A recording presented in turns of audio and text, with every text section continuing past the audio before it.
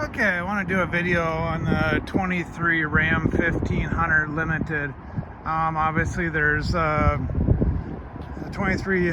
The 23 obviously has changed from the 26 that's currently going to be coming out. The 26 has a few more options than the 23 does, but they're pretty similar actually, as far as truck wise. The 23 is the same damn motor, unfortunately, as the 26 does. They didn't change anything to do with the motor. Unfortunately, they left the e-torque on there. That's not one of my things that I like about it at all. And the bigger screen. I think they got the soft touch tailgate that closes. And I think it has a couple other features. I think you have all the ADAS stuff on the newer ones. Mine doesn't have all the ADAS on it. But yeah, the new trucks, with Chevy and Ford with their 100 and some recalls they've currently had. I was going to buy a Tundra.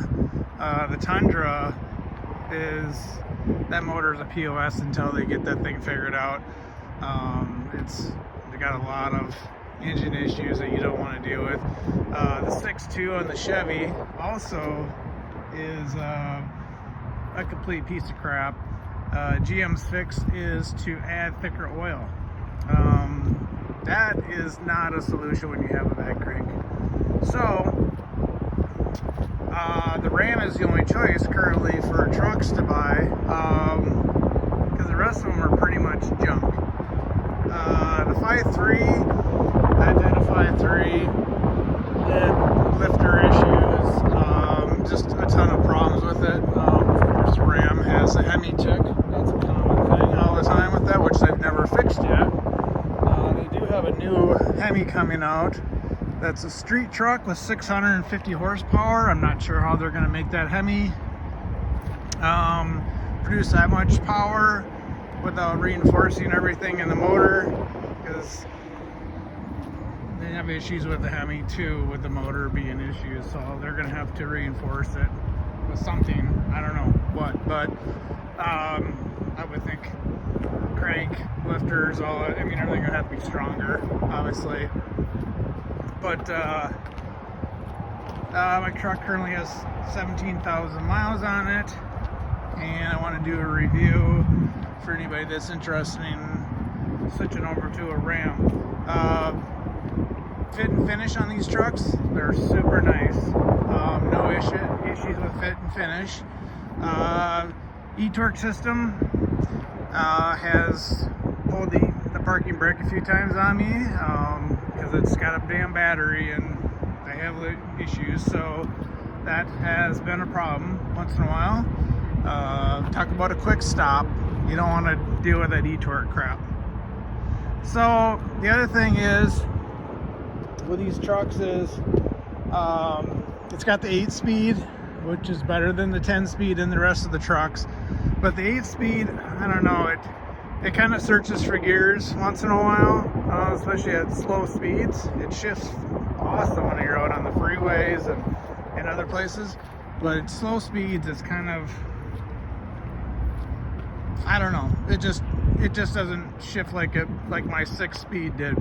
My last Hemi, my last Ram, shifted a lot nicer. It was a nicer truck than this one is. I've had three Rams, one Chevy, a GMC, and then 3 Fords, I believe I've had. So I've had pretty much most of them except for Toyota. Nissan, obviously, they don't make a truck anymore. So,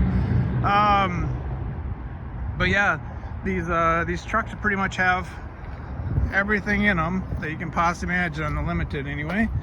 I really like how the finish touches, like with the trim here. They have this nice stitching in here, and then they have 19 speakers in this truck, so they're all over the place.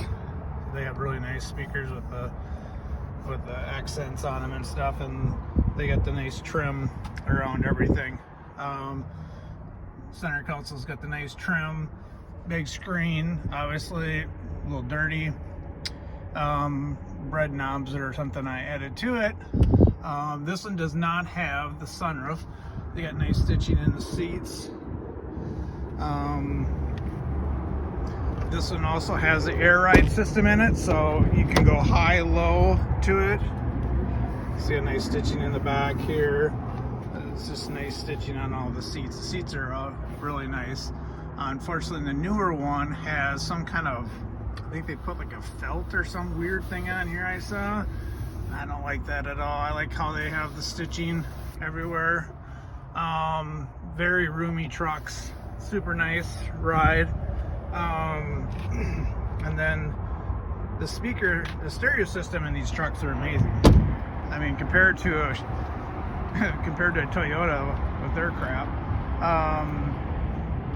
these are 10 times. Obviously, the racing stripes are not factory. I've added those, but you can do some finishing touches to these trucks to make them look really nice on these, especially on the Limited, or any of them really. Actually, it doesn't really matter if you have the Limited or not. You can, take the bottom of the barrel one and make them, dress them up really nice.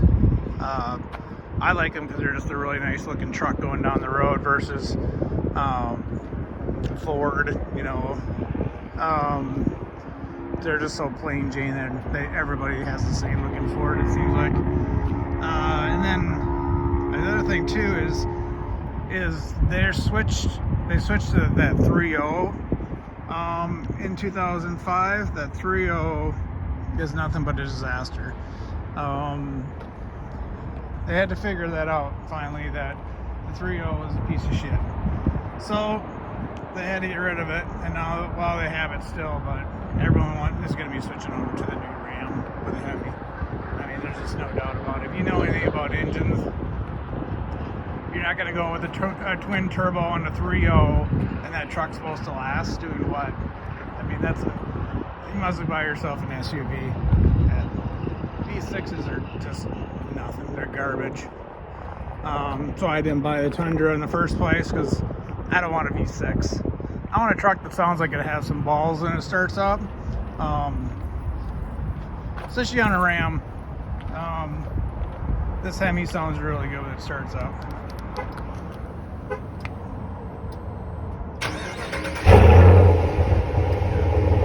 It growls at you. So that's what I like about it. Now you get a V6, that isn't going to excite me at all.